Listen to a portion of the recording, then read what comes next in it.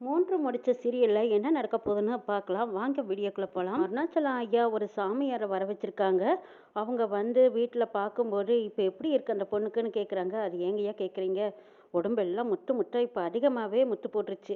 என்ன செய்யறதுன்னே தெரியல. அதான் உங்கள கூப்பிட்டு கேட்கலான்ட்டு பார்த்தேங்கிறாங்க."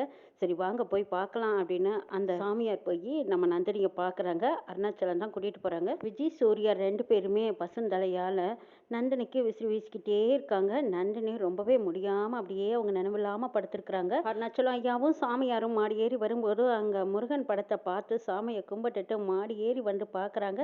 சாமியார் வந்ததும் உள்ள எல்லாருமே வணக்கம் சொல்றாங்க. அப்ப சாமியார் நந்தினியை பார்க்குறாங்க. நந்தினி முகத்துலையும் கை காலெல்லாம் ரொம்ப வீரியமாவே முத்து அதிகமா போட்டிருக்கு.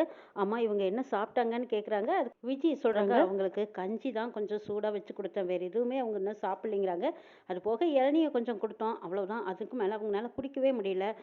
வாந்தி வர மாதிரி இருக்குதுன்னு சொல்லிட்டு அப்படியே படுத்தவங்க தான் இப்படியே இருக்காங்கன்னு சொல்றாங்க விஜய். சாமியார் நந்தினியோட கையை பிடிச்சு பார்க்குறாங்க. அப்போ உடம்புக்குள்ள ரொம்ப வீரியமா அந்த முத்து எழுந்திரிச்சதுனால அவங்க நினைவே அவங்க கிட்ட இல்லாம இருக்கிறதுனால ரொம்பவே ஆபத்தான நிலையில தான் இருக்கிறாங்க. வீட்டுல கொஞ்சம் சுத்தபத்தம் பத்தாதனால தான் இவ்வளவு தூரம் இந்த பொண்ணு இப்ப சிரமப்பட்டுட்டு இருக்கு.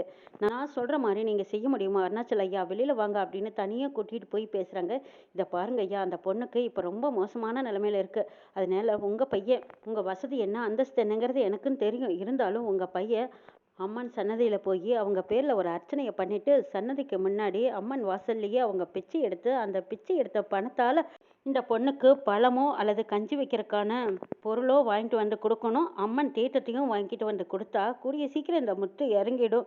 எனக்கு தெரிஞ்சதை நான் சொல்லிட்டேன். ஆனால் கௌரவம் நீங்கள் பார்த்தீங்கன்னா அதுக்கப்புறம் இந்த பொண்ணுக்கு சிரமம் தாங்க ஐயா. உங்கள் பையன்கிட்ட சொல்லி இதுக்கு சம்மதிப்பாரான்னு கேட்டு பாருங்க. சம்மதிச்சு இந்த மாதிரி செஞ்சீங்கன்னா நீங்கள் சீக்கிரமாக அந்த பொண்ணை நல்ல நிலைமையில பார்க்கலான்னு சொல்லிட்டு போயிடுறாங்க.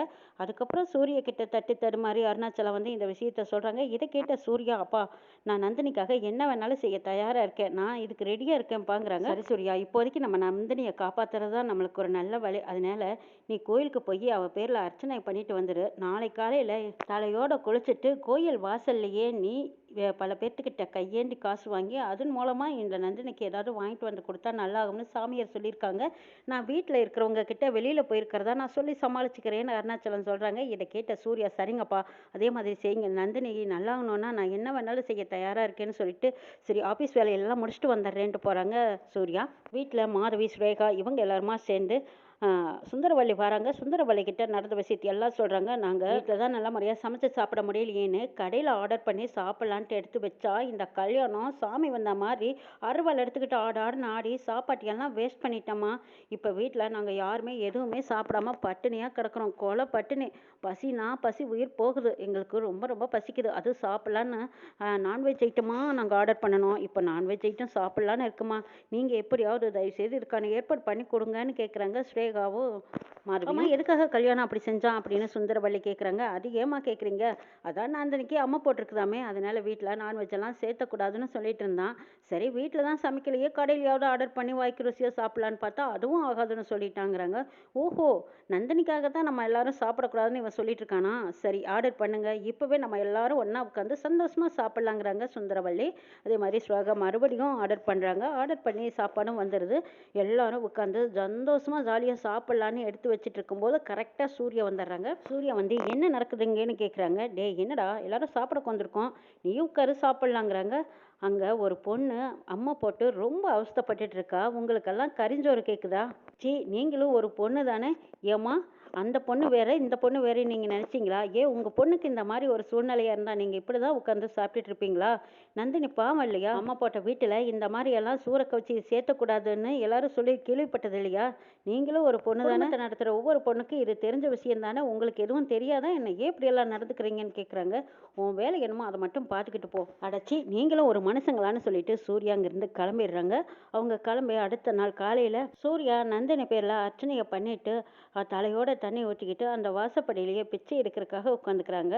வீட்டில் நந்தினிக்காக விஜி தான் வந்து ஹெல்ப் பண்ணிக்கிட்டு இருக்காங்க. நந்தினிக்கு இளநீர் கொடுக்குறாங்க, அடுத்தது கஞ்சி கொடுக்குறாங்க. சரி தண்ணி எடுத்துகிட்டு வரலாம் அப்படின்னு சொல்லிட்டு கீழே வந்து பார்க்குறாங்க. இங்கே பார்த்தா மறுபடியும் இந்த சுந்தரவள்ளி, மாதவி, ஸ்வேகா இவங்க எல்லாரும் ரசித்து நான்வெஜ்ஜாக சாப்பிட்டுட்டு இருக்காங்க. இதையெல்லாம் பார்த்து விஜி வந்து கேட்குறாங்க, ஏமா இப்படி எல்லாம் பண்ணிட்டு இருக்கீங்க?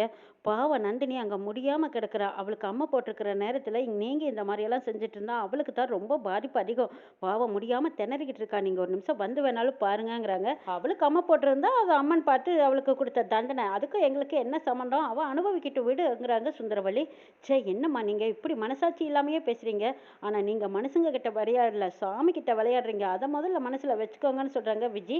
ஆமாம், இவ்வளவு வேதாந்தம் பேசிகிட்டு இருக்கியா? ஆமாம், நீ மட்டும்தான் நந்தினியை பார்த்துட்டு இருக்கியா? அந்த சூர்யா எங்கே போயிட்டான்னு கேட்குறாங்க. சே, இவ்வளவு மனசாட்சியே இல்லாமல் கொடூரமாக நடந்துக்குவீங்க நான் நினச்சி கூட பார்க்கலன்னு சொல்லிட்டு விஜய் அங்கேருந்து மாடிக்கு போய் மறுபடியும் நந்தினியை பார்க்குறாங்க. கடவுளே, என்னடா இது இவ்வளவு ரொம்ப விபரீதமாக இருக்குது. விஜய் பார்த்துட்டு உடனே போய் சாமி துதி பாடலை எடுத்து பாடிக்கிட்டே இருக்காங்க. இங்கே சூர்யா நந்தினிக்காக அவங்க பிச்சை எடுத்து அவங்க சேர்த்து வச்ச காசால் இந்த நேரத்தில் நந்தினி என்ன சாப்பிடுவாங்களோ அந்த பொருளை வாங்கிட்டு வராங்க. வீட்டில் வந்து பார்த்தா எல்லாரும் ஆட்டம் பாட்டம் கொண்டாட்டமாக இருக்கிறாங்க. வந்ததுமே அங்கே போய் நந்தினியை பார்க்குறாங்க. நந்தினி அப்படியே பேச முடியாமல் நாக்கெல்லாம் கூட அம்மா போட்டிருக்கு. இதை பார்த்து சூர்யா பதட்டப்படுறாங்க. நந்தினி எழுந்திரி, இந்த சாமி தீர்த்தத்தை குடிச்சிட்டு இந்த பழத்தை சாப்பிடு. நீ பசியோடு கிடக்கிற, ஒரு ரூபா சாப்பிட்டேன்னா ஓரளவுக்கு தெம்பா இருக்கலாம். கொஞ்சம் 2 நாளையில் இறங்கிரும்னு சொல்லியிருக்காங்க, சாப்பிடு அப்படின்னு சொல்லி அன்பா பாசமாக சூர்யா கொடுக்குறாங்க. இதை பார்த்த நந்தினி, தாய் வீட்டில் கூட இவ்வளவு பாசம் எனக்கு யாரும் காட்டினதில்லை. ஆனால் சூர்யா சார் இந்த அளவுக்கு மாறி என்னை இப்படி ஆதரவாக பார்ப்பாருன்னு நான் நினச்சி கூட பார்க்கலேன்னு மனசுக்குள்ளேயே நினச்சிட்டு அப்படியே கண்ணீர் விடுறாங்க. நந்தினி, இந்த பாரு, இந்த நேரத்தில் நீ கண்ணீரெல்லாம் விடக்கூடாது. அம்மனை நினச்சி நீ இதை சாப்பிடு, இந்த தீர்த்தத்தை குடி அப்படின்னு விஜய் ரொம்ப ஆறுதலாக சொல்லி அந்த தீர்த்தத்தை குடிக்கிறாங்க. அப்படியே அந்த அம்மா போட்டிருந்தது இறங்கிடுது. அடுத்த நாள் காலையில் பார்த்தா நந்தினி, ஸ்வேகா, மாதவி இவங்க 3 பேர்த்துக்கும் எழுந்திருக்க முடியாத அளவுக்கு கட்டிலோடு படுத்துட்டு அணைத்திக்கிட்டு இருக்கிறாங்க. என்னடா இதுன்னு அருணாச்சலம் போய் எட்டி பார்க்குறாங்க. அவங்க முகமெல்லாம் அம்மையாக போட்டிருக்குது. அதிரி போய் ஓடி வந்து கல்யாணத்துக்கிட்ட சொல்கிறாங்க. கல்யாணம் ஓடி வந்து பார்த்துட்டு, ஐயோ இவங்க என்ன கொஞ்சம் தாட்டமாக போட்டாங்க. ஆஹா, சாமிக்கிட்டேயே இவங்க ஆட்டத்தையெல்லாம் காட்டினாங்க. அம்மா போட்டிருக்கிற வீட்டில் கொஞ்சம் பத்தியமாக இருங்கன்னு நானும் சொல்லி பார்த்தேங்க ஐயா. இவங்க தான் கேட்கல. ஆனால் சாமிக்கிட்டேயே இவங்க வீரியத்தை காட்டினாங்க. சரியான தண்டனை தான் இவங்களுக்கு கிடைச்சிருக்கு. இவங்களும் அந்த மாதிரி கஷ்டப்பட்டு பார்க்கட்டும். நந்தினியோட அருமை என்னங்கிறது இவங்களும் புரிஞ்சுக்கிட்டும். அப்போவாவது இவங்களோட ஆட்டம் பாட்டம் வனத்துமறி இதெல்லாம் குறையிடான்னு பார்க்கலான்னு கல்யாணம் வேணுனே போகாமல் இருக்காங்க. இங்கே அருணாச்சலம் அந்த பக்கம் இந்த பக்கம் தடுமாறுறாரு. இங்கே சுந்தரவள்ளி ஆகட்டும், ஸ்ரேகா, மாதவி இவங்க எல்லாருமே அலறி துடிக்கிறாங்க. ஐயோ, என் முகத்தில் பாரு எப்படியெல்லாம் அம்மா வந்துருச்சுன்னு. பார்லர் போய் முகத்தை எவ்வளோ அழகாக வச்சுருந்தான். ஐயோ, இந்த அம்மா போட்டுருச்சே, இப்போ தழும்பு விழுந்துக்குமே, இது எப்போ மறையிறது, வச்சுட்டோ முகத்தை பார்க்குறக்கே நல்லா இல்லை அப்படி எப்படின்னு பேசிகிட்டு இருக்காங்க. இதையெல்லாம் பார்த்துட்டு இருந்த அருணாச்சலம், ஏமா முதல்ல இந்த அம்மா இறங்குறதுக்கான என்ன வழியோ அதை பாருங்க. அம்மா போட்டதை பற்றி ரொம்ப தவறாக பேசக்கூடாது. போய் ஒரு வெள்ளை துணியை விரிச்சு போட்டு அதில் வேப்பிலையை போட்டு அதன் மேலே தான் நீங்கள் எல்லாம் படுக்கணும். இந்த மாதிரி கட்டிலையெல்லாம் படுக்காதீங்க. இனிமேல் நீங்கள் பத்தி சாப்பாடு தான் சாப்பிடணும்னு சொல்கிறாங்க. இதை கேட்டதும் இவங்க 3 பேரும் அலறி துடிக்கிறாங்க. அச்சச்சோ, நம்மளாலையெல்லாம் அப்படி கட்டுப்பாடோடு இருக்க முடியாதேங்கிறாங்க. கட்டுப்பாட்டை மீறினா என்ன நடக்கும் தெரியுமா? உயிருக்கே வேணாலும் ஆபத்து வரலாங்கிறாங்க. அதை கேட்ட சுரேகா, மாதவி, சுந்தரவள்ளி இவங்க எல்லாரும் எல்லாம் முதல்ல இவளால தான் அவகிட்ட இருந்ததா நமக்கு ஒட்டிருச்சு அப்படின்னு மறுபடியும் இந்த நந்தினியை தான் திட்டி தீர்க்குறாங்க. நந்தினிக்கு கொஞ்சம் கொஞ்சமாக அம்மா இறங்க ஆரம்பிச்சிருச்சு. இவங்களுக்கு ஆரம்பித்ததும் நந்தினிக்கு குறைஞ்சிருச்சு. நந்தினி கொஞ்சம் எழுந்திரிச்சு உட்காடுறாங்க. விஜய் பார்த்துட்டு, நந்தினி இன்னைக்கு உனக்கு பரவாயில்ல. இது எல்லாத்துக்கும் காரணம் சூர்யாவும் உனக்காக அம்மன் கோயிலில் அர்ச்சனை பண்ணி அம்மன் வாசலில் பிச்சை எடுத்துகிட்டு வந்து அவன் வாங்கிட்டு வந்த தீர்த்தத்துலேயும் அவன் வாங்கிட்டு வந்த பொருள் சாப்பிட்டியெல்லாம் அதுலேயும் தான் உனக்கு இந்த அளவுக்கு நல்லா இருக்குதுன்னு சொல்கிறாங்க. இதை கேட்ட நந்தினி சூர்யாவை பார்க்குற பார்வையிலேயே நன்றியை தெரிவிச்சுக்கிறாங்க. சூர்யா சார் இந்த அளவுக்கு மாறி வருவார்னு நான் நினச்சி கூட பார்க்கலேன்னு தன்னோட காதல் பார்வையை வீசுகிறாங்க நந்தினி.